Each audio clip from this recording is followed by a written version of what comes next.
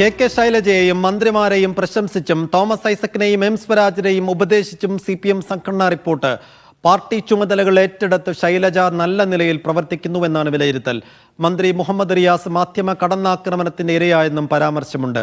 ശബരിമല തീർത്ഥാടന നടത്തിപ്പിന് മന്ത്രി VN വാസവൻ നല്ല നേതൃത്വം നൽകിയെന്നും ഫിഷറീസ് വകുപ്പുമായി ബന്ധപ്പെട്ട വിഷയങ്ങളിൽ സജി ചെറിയാൻ നല്ല ഇടപെടൽ നടത്തുന്നുണ്ടെന്നും സംഘടനാ റിപ്പോർട്ടിൽ പറയുന്നു.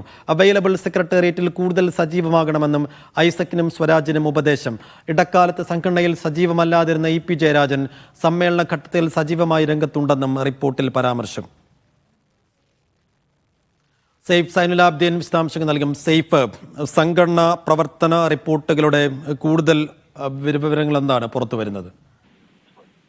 സംസ്ഥാന സെക്രട്ടേറിയറ്റ് അംഗങ്ങളെ വിലയിരുത്തുന്നുണ്ട് സംഘടനാ പ്രവർത്തന റിപ്പോർട്ടിൽ. ഏത് സമ്മേളനത്തിലായാലും ബ്രാഞ്ച് കമ്മിറ്റി അംഗങ്ങളായാലും ബ്രാഞ്ചിലെ അംഗങ്ങളുടെ വിലയിരുത്തൽ ഉണ്ടാകും. ലോക്കലിലേക്ക് വരുമ്പോൾ അങ്ങനെ ഉണ്ടാകും.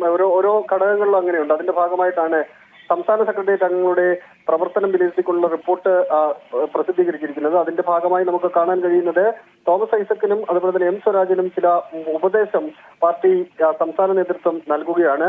അവൈലബിൾ സെക്രട്ടേറിയറ്റ് യോഗത്തിൽ രണ്ടുപേരും സജീവമായി പങ്കെടുക്കുന്നില്ല, കൂടുതൽ ശ്രദ്ധ അതിനകത്ത് വേണം എന്നുള്ളതാണ് രണ്ടുപേർക്കും നൽകിയിരിക്കുന്ന ഉപദേശം.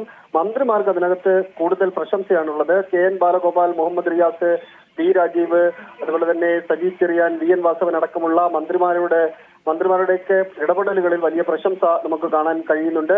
KN ബാലഗോപാൽ സംസ്ഥാനത്ത് കടുത്ത സാമ്പത്തിക പ്രതിസന്ധി ഉണ്ടായപ്പോൾ നല്ല പ്രവർത്തനം കാഴ്ചവെച്ചു. ശബരിമല തീർത്ഥാടനത്തിന്റെ നടത്തിപ്പിന് VN വാസവൻ കൃത്യമായ ഇടപെടലുകൾ നടത്തി, പ്രശ്നങ്ങളില്ലാതെ അത് മുന്നോട്ട് കൊണ്ടുപോയി. ഫിഷറീസ് വകുപ്പുമായി ബന്ധപ്പെട്ട കാര്യങ്ങൾ നല്ല നിലയിൽ സജി ചെറിയാൻ ചെയ്യുന്നുണ്ട്. P രാജീവ് വ്യവസായ മേഖലയുമായി ബന്ധപ്പെട്ട കാര്യങ്ങൾ ചെയ്യുന്നുണ്ട് എന്ന പ്രശംസ അതിനകത്ത് കാണാൻ കഴിയുന്നുണ്ട്. കെ ശൈലജ പാർട്ടി ചുമതലകൾ ഏറ്റെടുത്തുകൊണ്ട് നല്ല രീതിയിൽ ഇടപെടുന്നുണ്ട്.